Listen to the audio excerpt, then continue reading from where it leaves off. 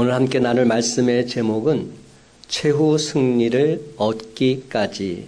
다 같이 한번 따라해 볼까요? 최후 승리를 얻기까지. 고난주간에면 늘 항상 불려지는 찬송이 있습니다. 갈보리 산 위에라는 찬송이지요. 찬송가 150장은 이렇게 끝나고 있습니다. 주님 예비하신 나의 본향집에 나를 부르실 그날에는 영광 중에 계신 우리 주와 함께 내가 죽도록 충성하리. 최후 승리를 얻기까지 주의 십자가 사랑하리.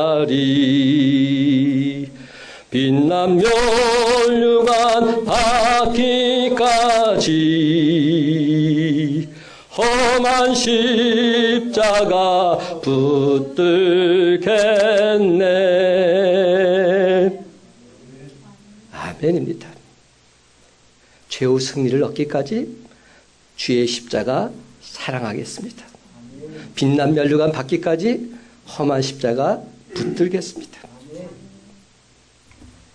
사랑하는 성도 여러분, 최후 승리를 얻기까지 사명의 십자가를 붙들고서 죽도록 충성을 다함으로 주가 주신 빛난 면류관 다 받아 누리시는 저와 여러분이 다 되시기를 예수님의 이름으로 간절히 축원합니다.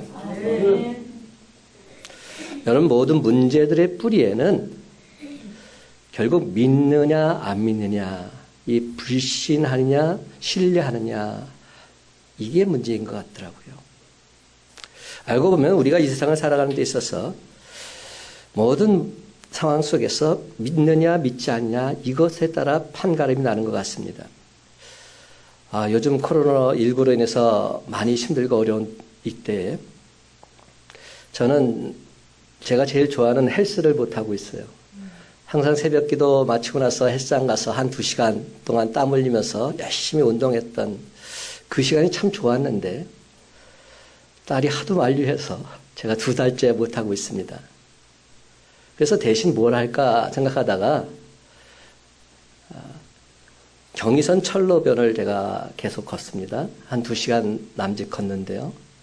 그러고 나서 마지막에 뭘 하냐면 백마역 그 도로 밑에 운동시설이 있어요. 그 운동시설에 가서 열심히 또 운동을 하고 돌아와서 씻고 하루를 시작합니다. 근데 그때마다 항상 만나는 분이 있어요. 근데 그분이 딱 그 시간에 오시더라고요. 근데 그 시간에 오셔서 운동을 열심히 하시는데 열심히 계속 하면서 계속 침을 뱉는 겁니다. 제가 옆에서 운동하다가 계속 그 침소리가 날 때마다 깜짝깜짝 놀라요. 그래서 뭐라고 그러기도 참 뭐하고, 그러다 보니까 어느샌가 그 시간에 제가 없더라고요. 다른 시간에 택해서 제가 나가서 운동을 하고 있는 저 자신을 보게 되었습니다. 그런 것 같아요. 참 그게 쉽지 않아요. 기침한다고 해서 또 이렇게 침을 뱉는다고 해서 그게 큰 문제가 안 될 수도 있지만 혹시나 이런 마음이 들다 보니까 운동을 제대로 못 하겠는 거예요. 알고 보면 우리가 이 세상을 살아가는 모든 삶은 그 자체가 믿음을 근거로 하고 있다 해도 과언이 아닙니다. 한번 생각해 볼게요. 여러분들 건널목에서 신호등을 보고 어떤 때 건너죠? 파란불이 켜지면 건너잖아요. 근데 파란불이 켜지면 왜 건넙니까? 약속이 되어 있다고 믿기 때문에 나는 건너고 차는 서겠지, 이런 약속이 있는 겁니다.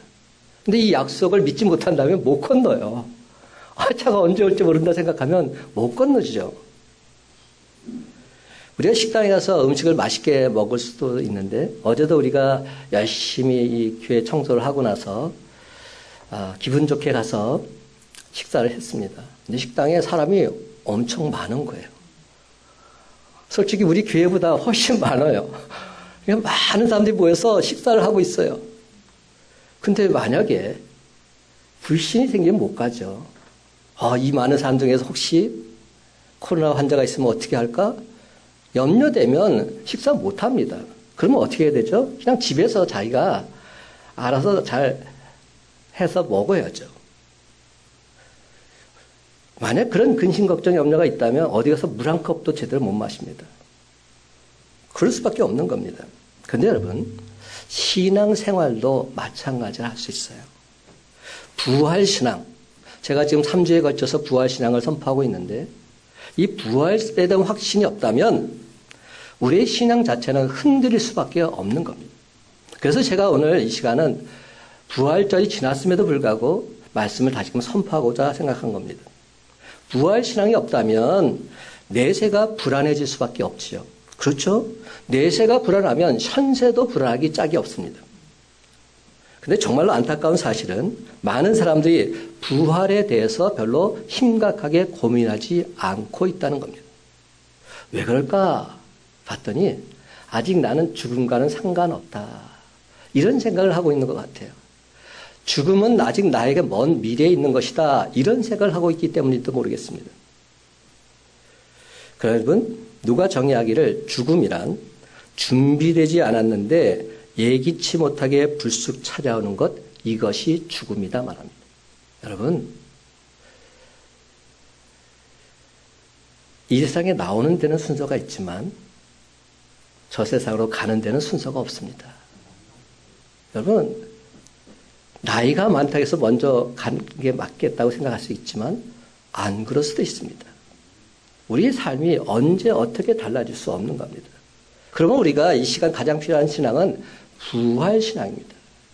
부활에 대한 확신이 없다면 우리의 신앙은 헛것일 수밖에 없기 때문에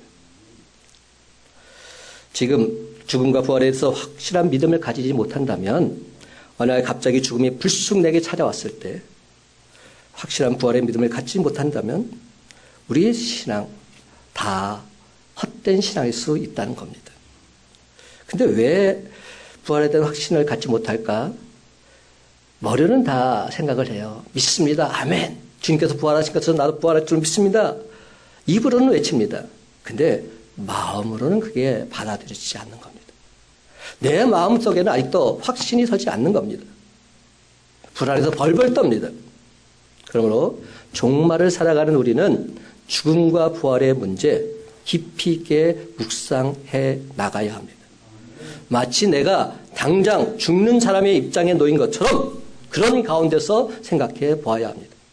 그렇습니다. 부활에 대한 확실한 믿음을 갖지 못한다면 소용없는 겁니다. 그래서 제가 오늘 다시금 부활을 선포하고자 합니다. 부활에 대한 메시지가 가장 잘 기록된 현실적인 메시지가 뭐냐 하면 고린도전서 15장입니다. 고린도전서 15장은 부활에 대한 메시지가 적나라하게 표현되어 있습니다.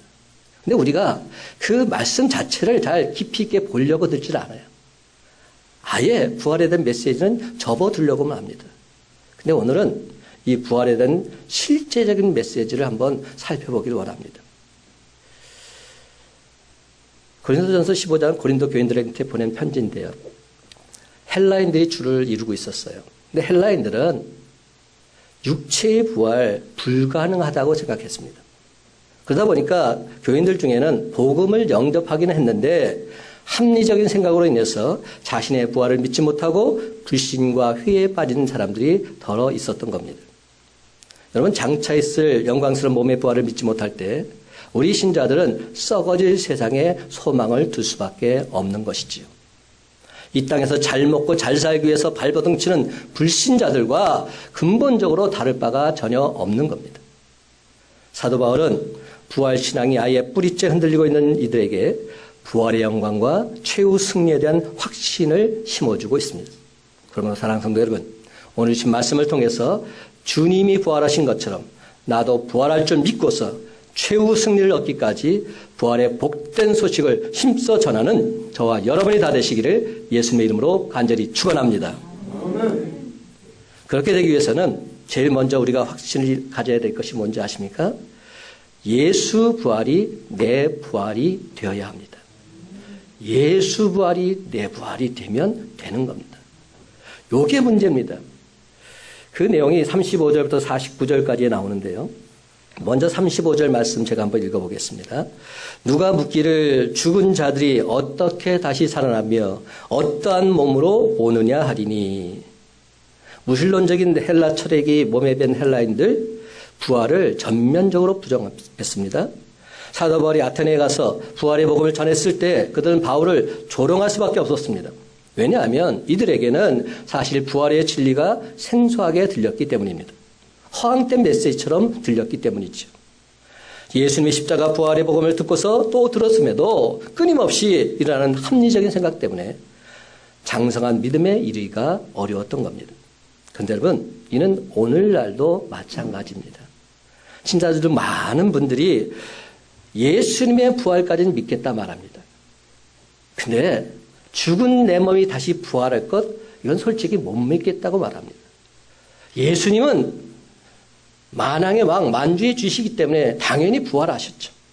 그렇지만 나 같은 존재가 어떻게 부활할 수 있을까? 이건 도무지 믿어지지 않는다는 겁니다. 그러면서 이렇게 말합니다. 어떻게 죽은 사람이 다시 살아날 수 있단 말인가? 우리 몸이 죽으면 썩고 결국 흙이 되어버리는데 어떻게 다시 부활할 수 있단 말인가? 요즘은 죽으면 화장을 많이 하죠. 대부분 화장으로 장례를 치릅니다. 근데 화장을 하다 보면 남는 게 뭡니까? 결국 한 줌의 뼈밖에 없습니다. 한 줌의 재밖에 안 남는 겁니다. 그런데 과연 이들의 몸이 어떻게 다시 부활할 수 있단 말인가?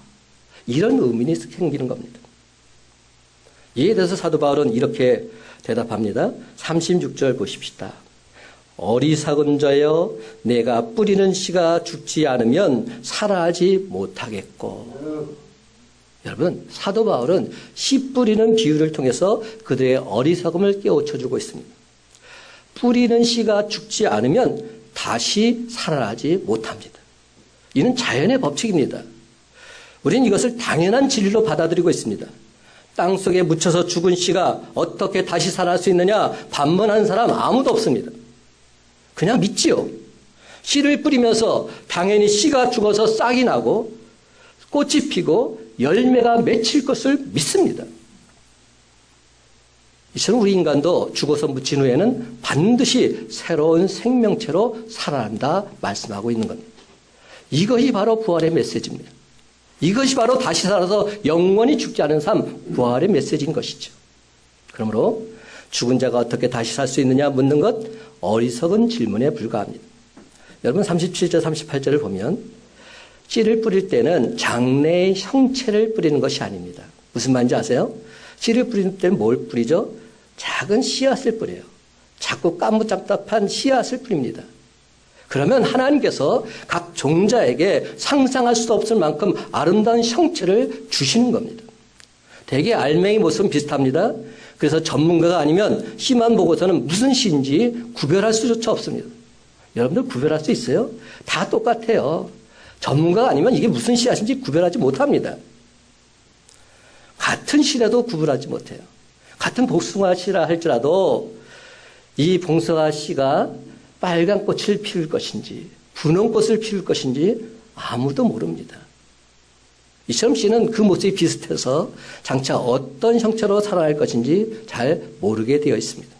그러나 우리가 씨를 뿌리고 나면 거기에서 싹이 나오고 줄기가 뻗어나서 탐스럽고 아름다운 꽃이 피게 된다는 사실은 우리가 분명히 믿습니다.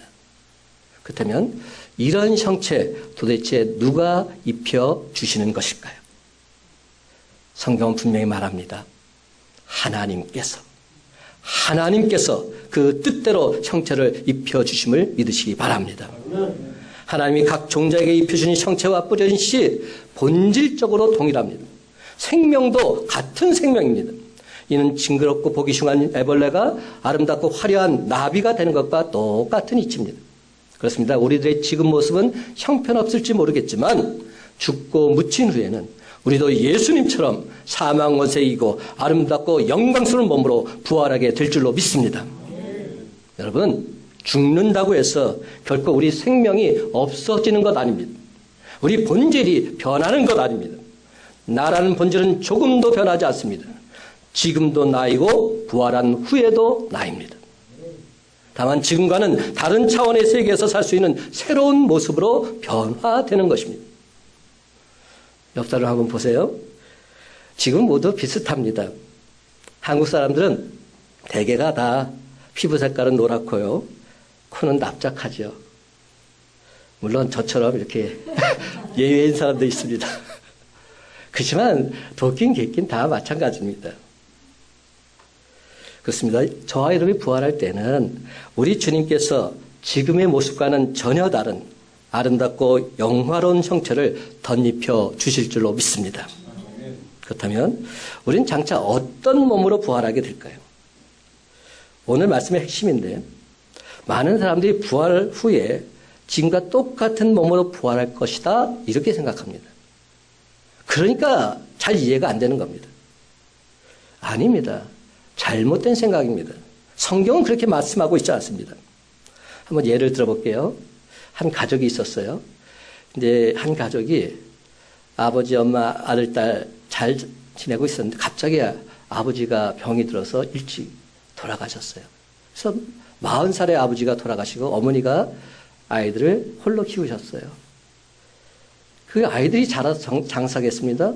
근데 이 아이들이 건강히 잘 자라서 나중에 아들이 80에 세상을 떠났습니다. 아버지는 40에 세상을 떠났는데 아들은 80이 돼서 세상을 떠났어요. 그럼 어떤 모습일까요? 육신의 모습이 어떤 모습일까요? 40살에 떠난 분은 젊은 모습일 겁니다. 근데 80이 된 아들의 모습은 늙은 할아버지 모습일 겁니다. 여러분, 이렇지 않다는 겁니다. 이런 모습이 아니라는 겁니다. 부활체의 모습은 다르다는 겁니다. 그러면 우리가 부활의 소망을 갖고 살 수 있는 겁니다. 어떤 분이 제가 이런 설교를 했더니 이렇게 말합니다. 목사님, 부부가 이 땅에서 80평생 함께 사는 것도 정말로 지겨운데 부활에 영원토록 같이 산다면 얼마나 지겹겠습니까? 나 그런 천국 가고 싶지 않습니다. 그러니까 부활의 모습을 우리가 착각하고 있기에 이런 말을 하고 있는 겁니다. 부활한 다음의 모습은 이런 모습이 아니라는 겁니다. 그런 하늘나라라면 저부터 살고 싶지 않아요. 가고 싶지 않아요. 부활의 모습은 전혀 다릅니다.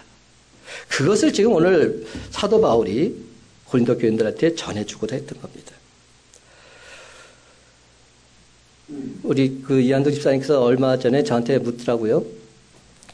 마가복음 12장에 나온 사두개인들의 질문의 모습을 저한테 물으셨어요. 마가복음 12장에 이런 내용이 나와요. 부활을 부정하던 사두개인들이 예수님께 나와서 질문하는 장면이 있습니다.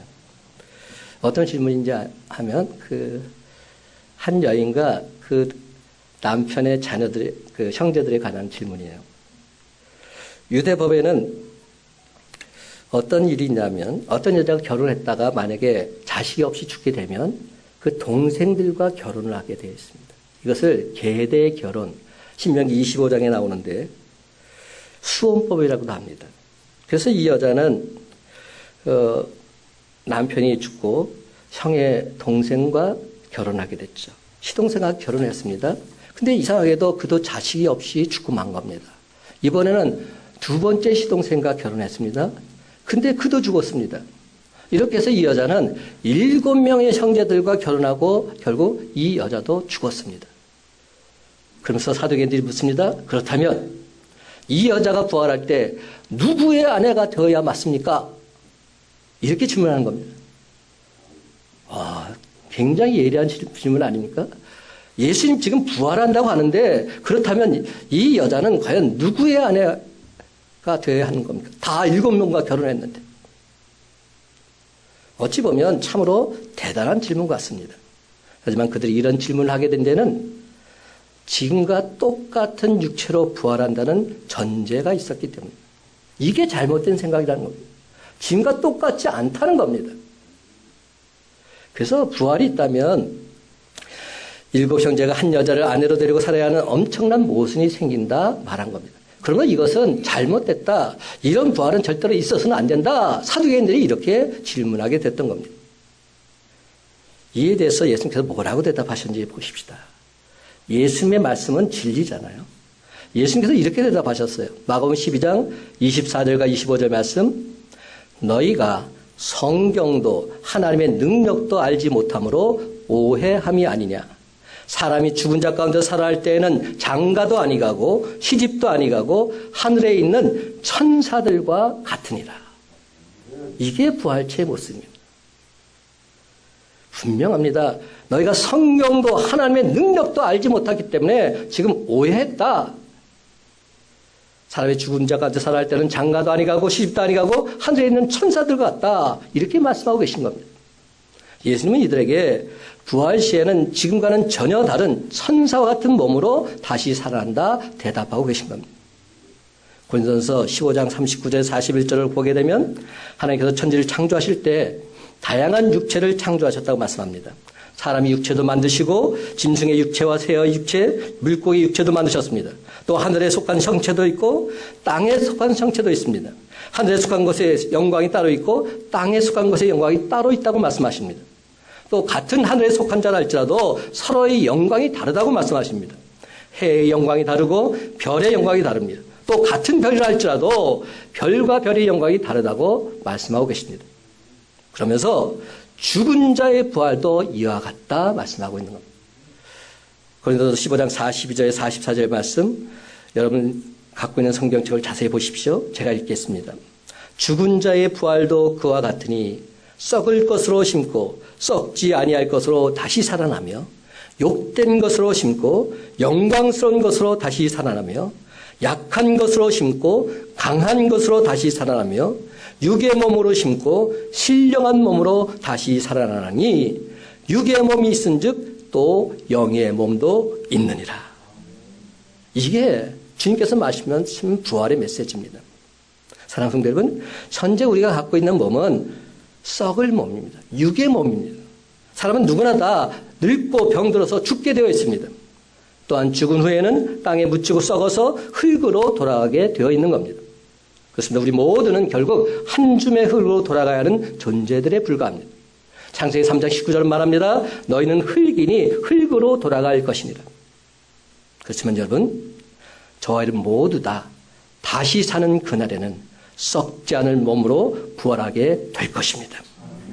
늘 항상 젊고 싱싱한 몸, 최상의 컨디션을 유지할 수 있는 몸으로 부활하게 될 것입니다. 현재 우리 몸은 욕되다 할 수 있습니다. 욕되다는 말은 인디스아너라고 표현되어 있는데요. 불명예스럽다, 수치스럽다, 치욕스럽다 이런 뜻입니다. 왜 그런가 하면 좀 거룩하게 살고 싶어도 타락한 본성을 벗어버릴 수 없게 되고 천박하고 정욕된 생각에 시달리게 되어 있기 때문에 우리의 지난날 되돌아보면 온갖 죄악으로 얼룩진 삶의 연속이었음을 부인하지 않을 수 없기 때문에 특히 물질이 넉넉해지고 인간의 자유가 많아질수록 우리 인간은 점점 더 추하고 욕된 삶을 살게 되어 있습니다.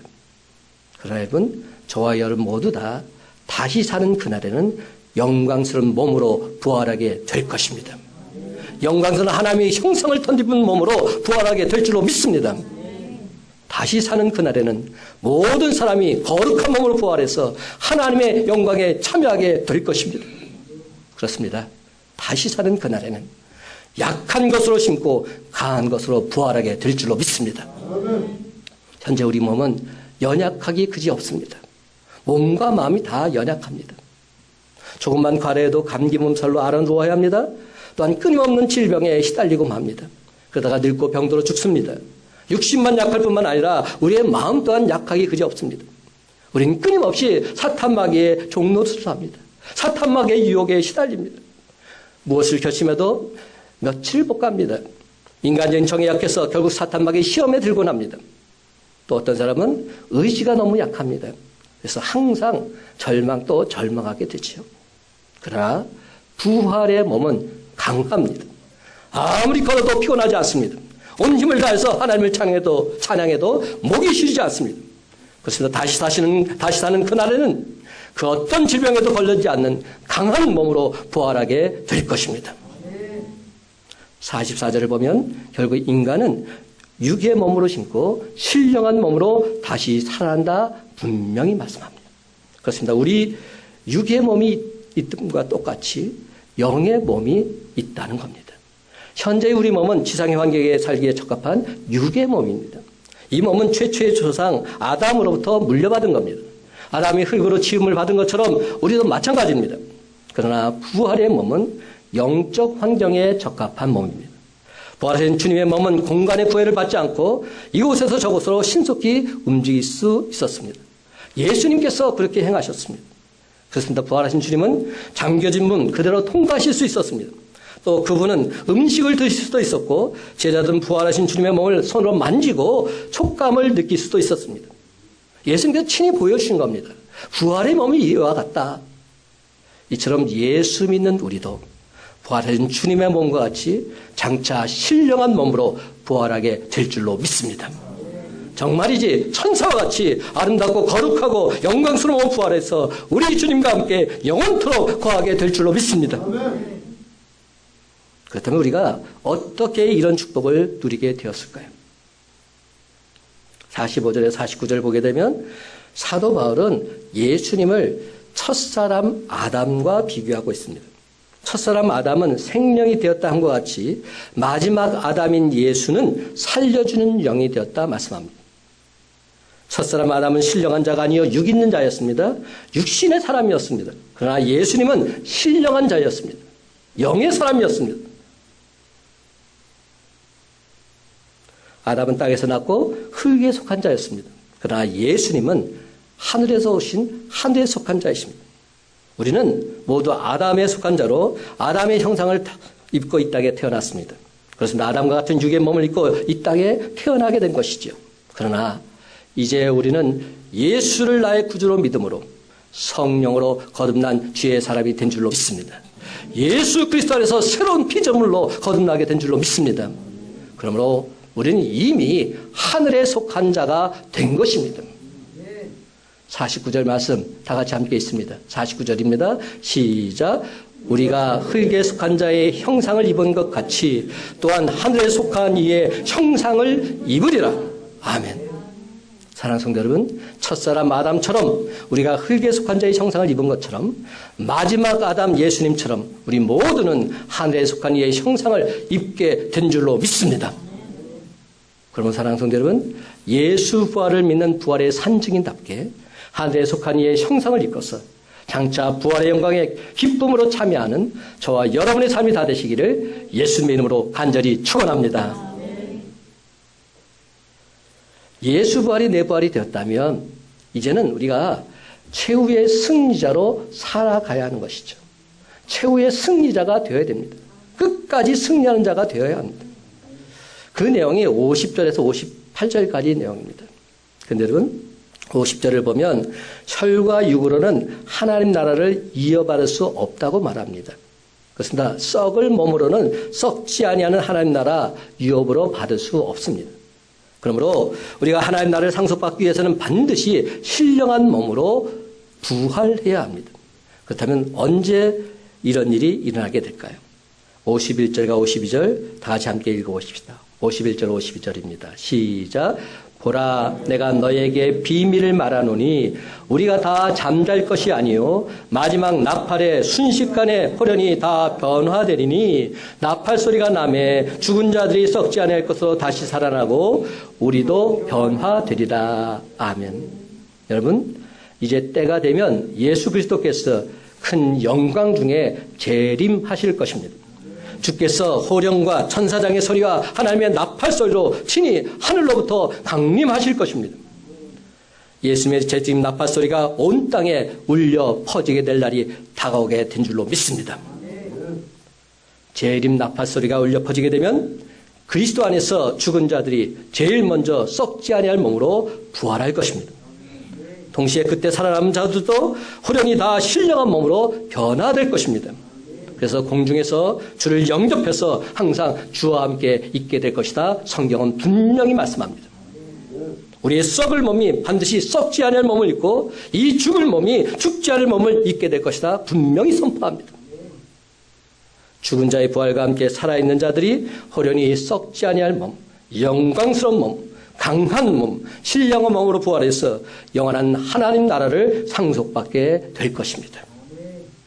사도 바울은 이처럼 놀라운 영광스러운 비밀을 말한 후에 최후의 승리의 날을 생각하면서 기쁨과 감격에 겨워서 승리의 찬가를 부르고 있습니다. 그 내용이 54절부터 56절 말씀입니다. 한번 읽어볼까요? 54절부터 56절 시작. 이 썩을 것이 썩지 아니함을 입고 이 죽을 것이 죽지 아니함을 입을 때에는 사망을 삼키고 이기리라고 기록된 말씀이 이루어지리라. 사망아 너희 승리가 어디 있느냐? 사망아 내가 쏘는 것이 어디 있느냐? 사망이 쏘는 것은 죄요 죄의 권능은 율법이라. 여러분, 우리가 영광스러운 부활의 몸을 덧입게 될 때 사망은 모든 권세와 능력을 상실하게 되어 있습니다. 사망이 쏘는 것은 죄이기 때문에. 그렇습니다. 죄는 독버스처럼 온몸에 퍼져서 우리를 끊임없이 괴롭혀서 결국엔 죽음에 이르게 합니다. 또한 여러분, 죄의 권세와 능력은 율법에 있다 말씀합니다. 따라서 율법이 없으면 죄는 그 힘을 발휘할 수 없는 겁니다. 율법으로 인해서 죄가 드러나고 그 맹렬한 힘으로 인간을 사로잡고 있습니다. 그러나 부활의 그날에는 사망을 삼키고 승리하게 될 줄로 믿습니다. 그러므로 이제 더 이상 죽음이 저와 여러분을 괴롭힐 수는 없는 겁니다. 그래서 사도 바울은 로마서 이 몸의 부활과 최후 승리의 날을 소망하면서 참고 기다린다 말씀합니다. 로마서 8장 23절 그뿐 아니라 또한 우리 곧 성령의 처음 익은 열매를 받은 우리까지도 속으로 탄식하여 양자될 것 곧 우리 몸의 속량을 기다리느니라. 57절은 말합니다. 우리 주 예수 그리스도로 말미암아 우리에게 승리를 주시는 하나님께 감사하노라. 여러분, 이 최후 승리는 하나님께서 우리 주 예수 그리스도를 통해서 저와 여러분에게 주신 것입니다. 예수님께서 우리의 죄를 짊어지셨고 율법의 저주를 대신 받으셨습니다. 하나님께서는 이 예수님을 죽은 자 가운데 다시 살리시고 주와 그리스도가 되게 해 주셨습니다. 우리는 예수 그리스도를 나의 구주로 믿음으로 죄사함 받고 죄와 사망의 권세에서 구원받은 영생의 축복을 받은 하나님의 자녀가 된 줄 믿으시기 바랍니다. 그뿐만이 아닙니다. 죽은 자 가운데서 살아신 그리스도의 영 성령께서 지금 우리 안에 거하고 계십니다.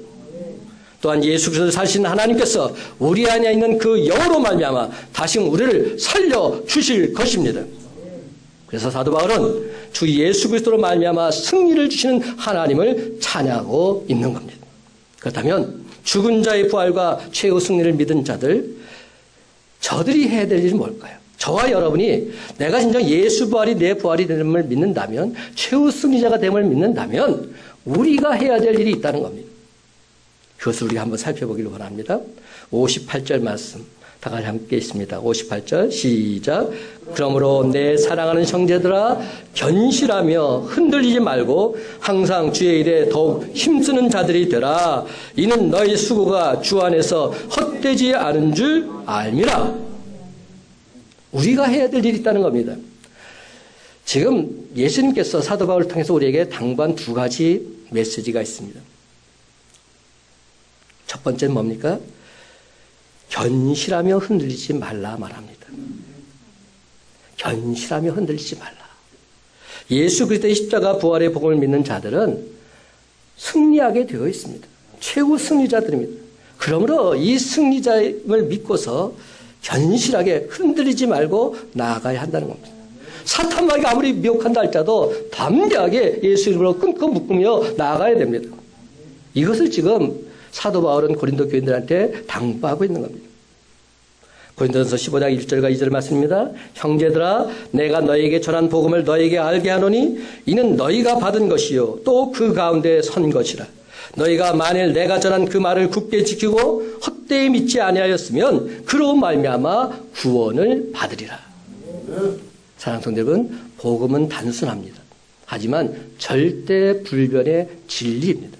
그러므로 세상의 헛된 철학이나 합리적인 이론 거기에 결단코 속아 넘어가서는 아니 됩니다. 특별히 죽은 자의 부활을 부정하는 그 어떤 사상에도 흔들려서는 아니 됩니다. 그래서 사도 바울은 골로새 성도들에게 이렇게 말합니다. 골로새 2장 6절과 7절 말씀, 그러므로 너희가 그리스도 예수를 주로 받았으니 그 안에서 행하되 그 안에 뿌리를 박으며 세움을 받아 교훈을 받은 대로 믿음에 굳게 서서 감사함을 넘치게 하라. 믿음에 굳게 서서 감사함을 넘치게 하라 말씀하고 있는 겁니다. 그렇습니다, 여러분. 예수를 나의 구주로 영접해서 예수 그리스도 안에 인생의 뿌리를 견고히 내린 자답게 전혀 흔들림 없는 저와 여러분이 다 되시기를 주님의 이름으로 간절히 축원합니다. 두 번째 우리에게 당부하는 건 뭡니까? 항상 주의 일에 더욱 힘쓰라. 항상입니다. 항상 주의 일에 더욱 힘쓰라. 여러분, 세상 일들은 열심히 수고해도 지나고 보면 헛된 것이 많습니다. 남은 것이 있어도 죽음과 함께 모두가 다 허무하게 돌아가 버리게 되어 있습니다. 그러나 주 안에서 하는 수고만큼은 결단코 헛되지 않은 줄로 믿습니다. 좀 고생은 되고 아픔은 있지만 죽어가는 생명을 살리는 주의 일만큼은 영원한 하나님의 능력이 나타나게 될 줄로 믿습니다. 그렇습니다. 사망에 매여서 죄에 빠져있던 우리가 부활하신 주님을 만나고서 주의 일을 감당하게 된 바로 이것이야말로 진정 크나큰 하나님의 은혜요, 하나님의 축복인 줄 믿으시기 바랍니다. 여러분, 다시 말씀드립니다. 오는 데는 순서가 있어도 가는 데는 순서가 없습니다. 하나님께서 부르시면 오늘이라도 우리는 당장 하나님 앞에 서야 됩니다.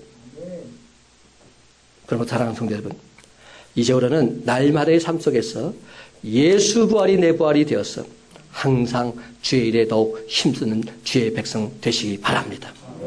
그래야면 수많은 환난과 핍박이 다가온다 할지라도 다시 사는 부활의 기쁨과 감격을 맛보는 최후의 승리자로 우리 주님께서 저와 여러분을 우뚝 세워주실 줄로 믿습니다. 이제 말씀을 맺습니다. 사랑하는 성도 여러분, 부활의 산증인답게 견실하며 결코 흔들리지 마시고 주님이 맡겨준 십자가의 사명 끝까지 감당함으로 최후 승리를 얻는 저와 여러분의 삶이 다 되시기를 예수님의 이름으로 간절히 축원합니다.